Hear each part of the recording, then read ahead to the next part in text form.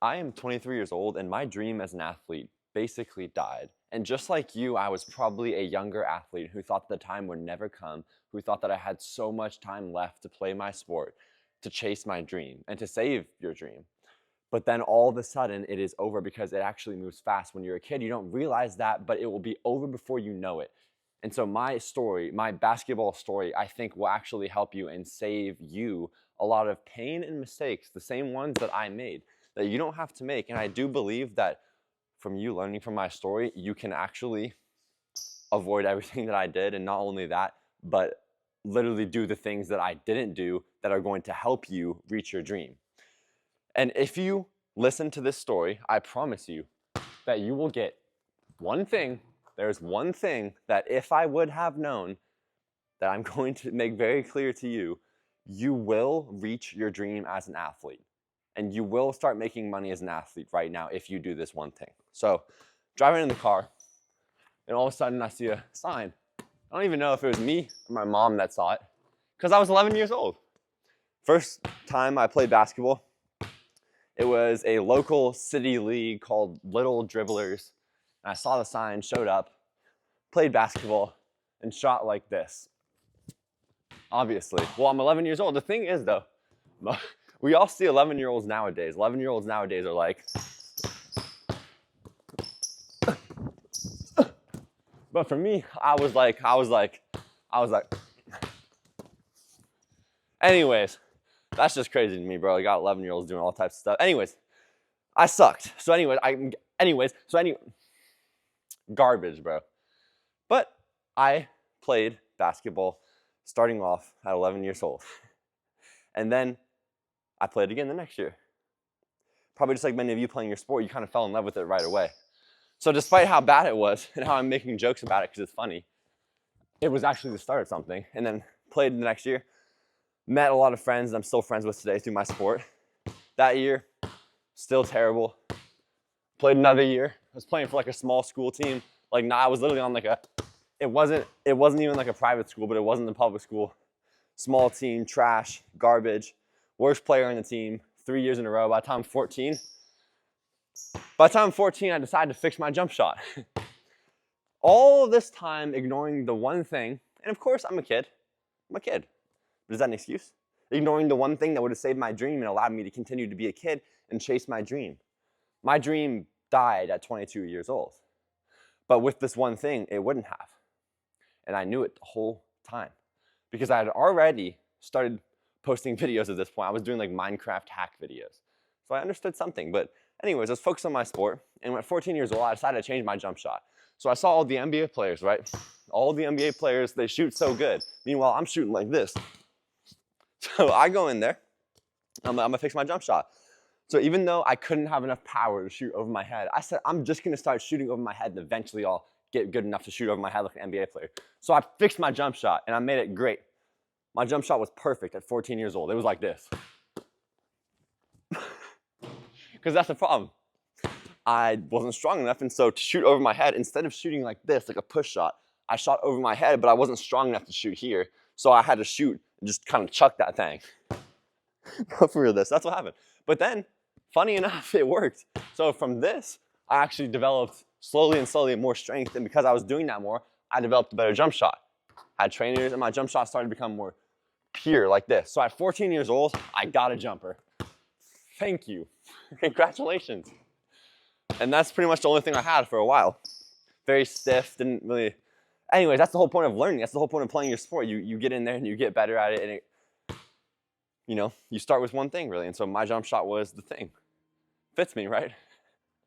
And so 15 years old was the first year that I started kind of cooking a few people at 14. I was a freshman on a small trash varsity private school team, playing point guard actually. I was like 6 foot, 6'1". Got my first dunk at 14. It was weak, but I was starting to look like somewhat of a basketball player, but I was way behind D1 players. 15, I started to actually kind of cook a little bit. Started to get a little bit of confidence. Started to get a little bit more movement. Got my first few dunks in game at 15, 2-hand, 1-hand. Very inconsistent, but I could shoot threes. Starting to get some confidence. Starting to feel like I was actually a player. Starting to dunk, and by the time my sophomore year of high school was 15, I actually reclassed that year. So I was kind of like a little bit behind my class, and then I ended up now I was a little bit ahead after the reclass. So I had 2 sophomore years technically.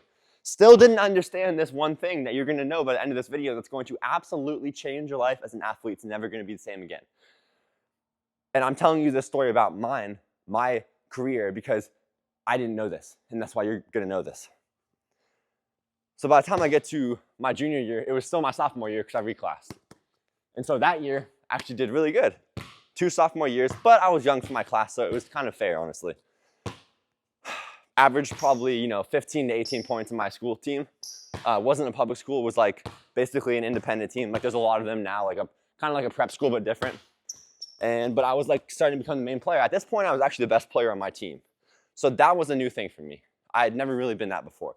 So that kind of, I was late, but I'd start to build that confidence up. Best player on my team, and I was starting to get more dunks. So sorry, first jump of the day. Anyways, by the time I get to my junior year, I am pretty much cooking. Pretty good, but basically didn't know how to play real basketball. I didn't have anyone like who actually knew basketball training me. I just kind of,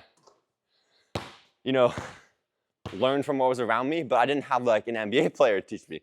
And so my junior year, I did pretty well. My junior AIU team, I tried to get on like a really good team, ended up getting on a really good team that was a name team, didn't get playing time, went to another team, and then that team was just kind of like low radar. So basically all I had was D3 offers. Maybe some NAIA interest at this point, but that's it. That's it. And so then, after that disappointing junior AIU season, I had my senior year. But I knew I was gonna cook with my team, and that's exactly what I did. Went into the season. This is a big learning lesson for you. Not the main thing, but a big learning lesson for all of you athletes. You have to be a little bit selfish at times. If you put the work in, if you do the unselfish thing of putting the work in more than other people, you have to be selfish when it comes time to doing the thing like scoring for your team or playing defense for your team, because that's the way you help your team win. But only if you put the work in. So I started off first 4 games and was averaging like a trash, like 16 points a game. I'm supposed to be the best player, but I think I'm cool. Meet my trainer, who ended up training me for years after that. He played in the NBA. He also played junior college, played at TCU, set records there. And so what he told me was, for one, because at this point, at the start of my senior year, I'd actually went to a camp, not with my AIU team, but just with like my friends. And I had gotten, my mom played volleyball at Rice, so I had gotten a preferred walk-on offer from Rice, Division I school. Committed there as a preferred walk-on because I thought that was the best thing to do at the time. Met my trainer who played in the NBA, and he told me, no, there's a different route. You can go JUCO. So I went JUCO, actually. I decommitted from Rice, Division I, and bet on myself. And I would do that every single time, and that's one of the big lessons you can take from this video, but it's not the main lesson. And so I play that my senior year. I end up averaging 22 points a game. My trainer ends up helping coach the team, played in the NBA. So now we have a player who played in the NBA coaching us.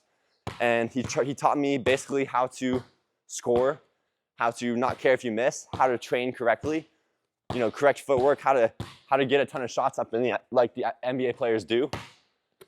And until you have someone who can really teach you that, you don't know. So that's another reason why you should do this one thing now I'm about to tell you, because if you do it, it will allow you to get connections that will allow you to get the information and knowledge that will allow you to play with people at the highest level. Because without it, you really are behind. Because I didn't realize how far behind I was. And we can get more into that in another video, but ended up finishing my senior year off good, not getting any D1 offers. No D1 offers, surprisingly enough, just JUCOs and NAIAs. That's it. And so I have an unsigned senior team that I'm gonna play with my NBA trainer, and I was gonna be the point guard, had a good team. I was gonna get to rock every time. I was gonna go to freaking work as the best basketball player I've ever been in my entire life. I was so confident of my ability that I would be able to go pro, go D1, all of those things. And so what happens next is, it's time for my unsigned senior season. Even though it's a bad position to be in, I was utterly confident of what was gonna happen. And at that point, that's when COVID happened. So now COVID happened, and we never play a game. Not one game in the unsigned senior team. Putting in lots of work and practice. Let me just make sure it's still recording. Putting in lots of work and practice, and we didn't play one single game. So as you can imagine, it was slightly disappointing. A lot of work, uncertainty. What's gonna happen with COVID? Nobody really knew. And then I decided to commit to a JUCO. Unsigned senior team is not gonna happen. COVID's gonna go on for how many more months? It's about to go into the summer. Commit to JUCO. What's gonna happen, right? I don't know. Gets around time, there was a couple months before school. No certainty of whether there's even gonna be games. Decided to make the call to do a gap year, and that's exactly what I did. Did a gap year and trained with my trainer. Got up at 5 a.m. No, excuse me, I was at the gym at 5 a.m. 5 days a week. Was lifting like 6 days a week, sometimes 7. Trying to put on weight, trying to become a better player. I became, again, the best player I've ever been in my entire life.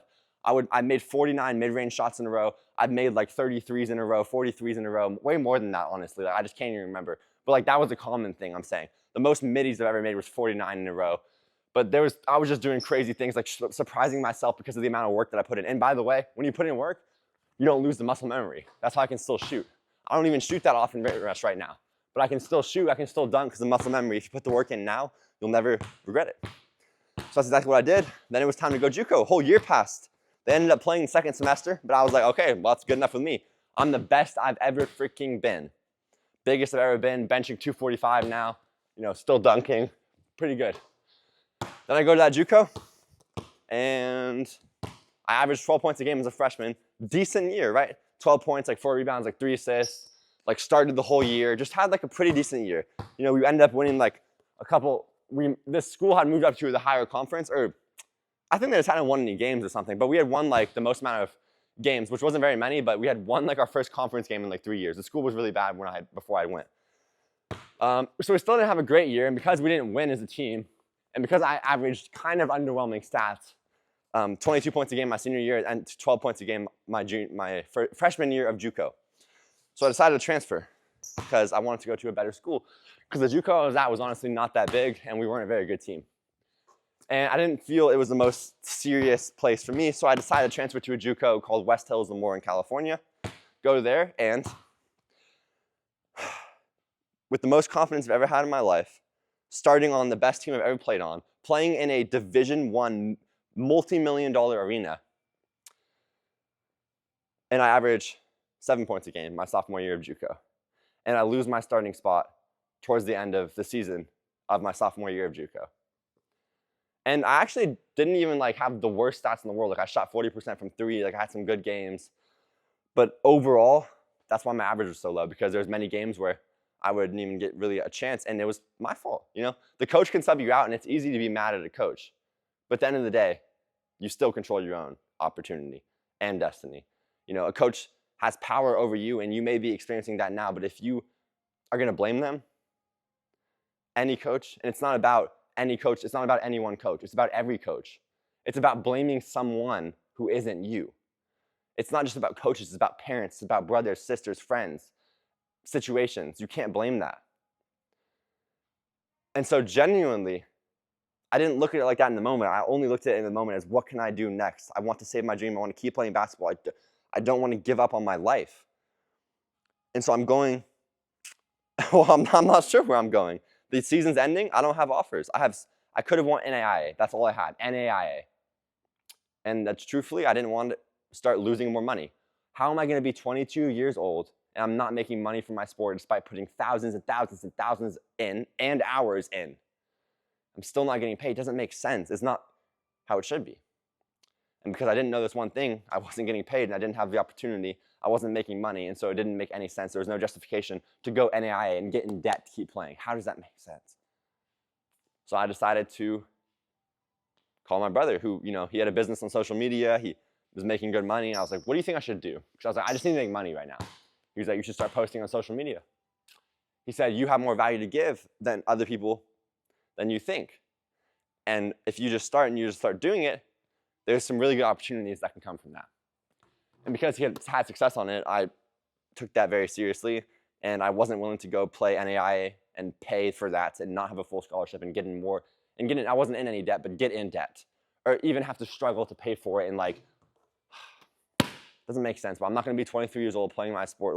I believed in myself that I could have made it that way, but the truth is we should be getting paid to play our sports, and that's why I didn't understand that you can do that. And then if you do that, you can save your dream, because you're gonna have the ability to keep chasing it. The freedom to do so. That's what you need to understand.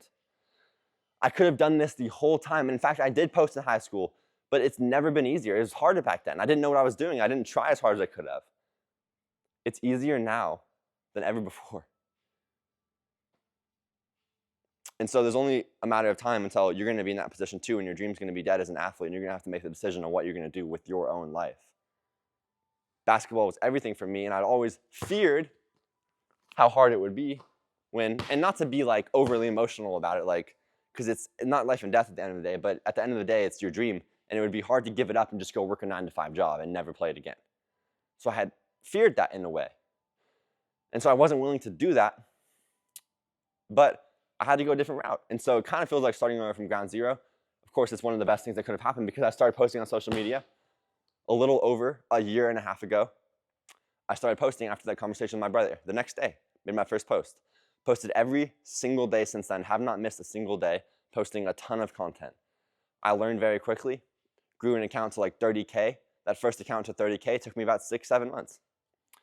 Lost that account because I upgraded phones, doing social media, doing basketball, recording games, trying to do training, trying to make money, trying to make ends meet, trying to stay in the sport, trying to meet people, make connections, gain confidence, learn skills. And I was. And then I lost that account and upgraded phones, as I said, and when that happened, it kind of hit me a little bit, but I was like, there's other things. I was focusing on TikTok, focusing on other ways to make money, just trying to learn things better, but it sucked. Like, I didn't know what I was going to do, where I was going. My dream's dead. I'm about to be 23 years old. And then I started my second account in about a year ago, actually. Start really posting on it. And that account goes from 0 to 100K in about 6 months. And to where I am now, I'm at 135K since last year. So I did it way faster. I took a few hits. I've learned a lot. I have skill. I'm making money. I got a job running social media for my brother, who told me to start posting in the first place. And with that, I still have time and ability to keep playing basketball and chasing my own social media and my own dream. And in a way, I've saved my dream. And in fact, I've made a dream that was different and bigger than what I ever thought.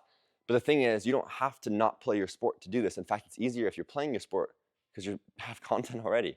And so you can just play your sport. You can post on social media. You can start making money, start building a brand that not only will support you on social media right now to help you support and promote yourself, to save your dream, but is going to be something that once you are done with your sport, which no matter how long you play, even if it's until 45 freaking years old, your sport will come to an end, and then you will have something already built that you can use, or at least the skills and the money to do something else after. So the truth is, what I'm doing now, I could go back to college. I could keep playing my sport. I could go, maybe not some big D1, but I could go start back at definitely some NAIA and go start right away. Probably get a lot of shots. Probably go crush, honestly, like truthfully. That's the confidence I have now, especially because social media has helped me build more of it. But the connections that come from this, the money that you can make, the attention that you can bring yourself, and as an athlete, is not something that you can ignore, and it's not something that you can keep putting off. If you're an athlete watching this, you have to take action. In the description below, there's a video to tell you everything else you need to know about what I've learned, about how you can save your dream, make money as an athlete, build a social media that you can use to support and promote yourself, and it's not even freaking hard. It's the easiest it's ever been. There's also a free community of other athletes who are trying to do that exact thing. It's probably worthwhile for you to be in, especially because there's going to be opportunities to make money that I will give. And I'm doing everything I can to help athletes save their dream and not do what I did. And the one thing you can do is take action and start posting on social media and building a platform that you can use to make money to support yourself and gather attention to promote yourself. Because with that, you can keep chasing your dream and have the freedom to do so for as long as you possibly freaking want. And so that's my story. That's my basketball story. Now, what I could do right now, I could do a lot of things. And that's what it's about. It's about the freedom to be able to do that. I truly could go average 20, start right away at NAIA. I'm a good basketball player. I can dunk. But there's so many opportunities in this game that I'm going a new direction. And it's giving me a new dream. But it doesn't change the fact that you could use this to save your dream or to make your dream something bigger and better than you thought. And so I encourage you to do that. I encourage you to subscribe for a lot more stuff about this. Because truthfully, you can change your life. And you can do it pretty quick. And I want you to. So if anything I said made you interested in that, you should take action now while it's the easiest it's ever been. And you should save your dream before it's too late.